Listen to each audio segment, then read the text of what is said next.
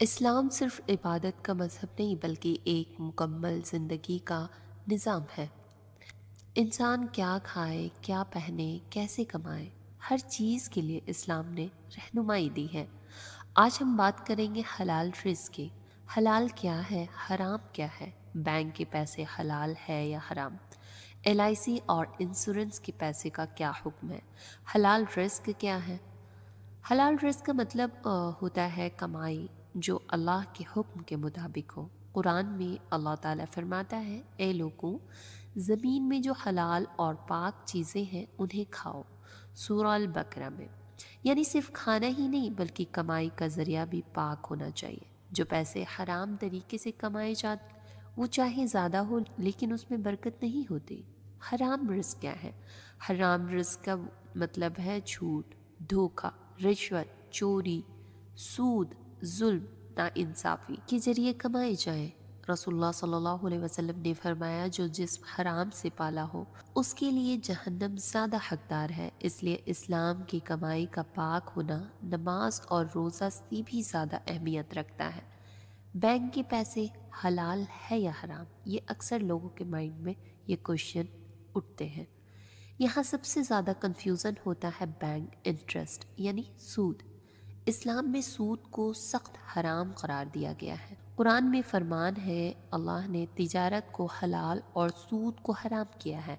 Bank جو interest دیتا ہے وہ سود کے اندر میں آتا ہے، اس لیے سیونگ اکاؤنٹ کا انٹرسٹ حرام ہے، FD کا انٹرسٹ حرام ہے، لون پر لیا گیا انٹرسٹ حرام ہے۔ اگر کسی کا اکاؤنٹ میں مجبوری میں انٹرسٹ آ جاتا ہے اسے اپنے پرسنل یوز میں نہ لائے، غریبوں یا پبلک ویلفیئر میں ثواب کی نیت کے بغیر دے دے۔ بینک میں جاب کرنا، اگر بینک انٹرسٹ بیسڈ سسٹم پر کام کرتا ہے تو علماء کے نزدیک وہاں کام کرنا بھی ناجائز ہے، لیکن مجبوری کے حالات میں کچھ علماء ٹیمپرری گنجائش دیتے ہیں جب تک حلال الٹرنیٹیو نہ ملے۔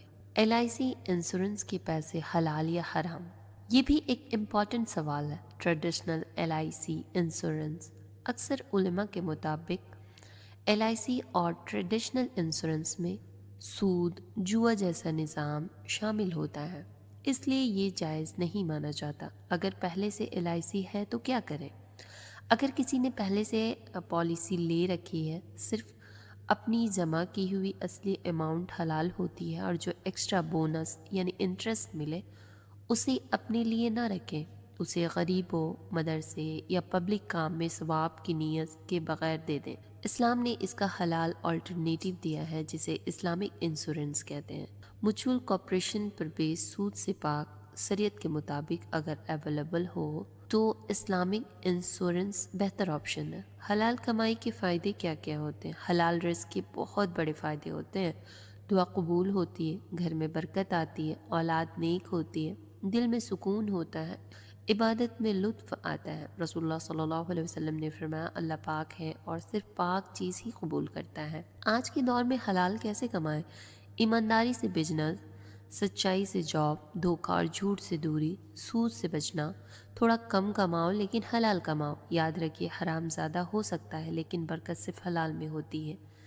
آخری پیغام، اگر ہم چاہتے ہیں ہماری نماز قبول ہو، ہماری دعا اللہ تک پہنچے، ہماری زندگی میں سکون آئے تو ہمیں اپنی کمائی کو حلال بنانا ہوگا۔ اللہ تعالی ہم سب کو حلال رزق کمانے اور حرام سے بچنے کی توفیق عطا فرمائے، آمین۔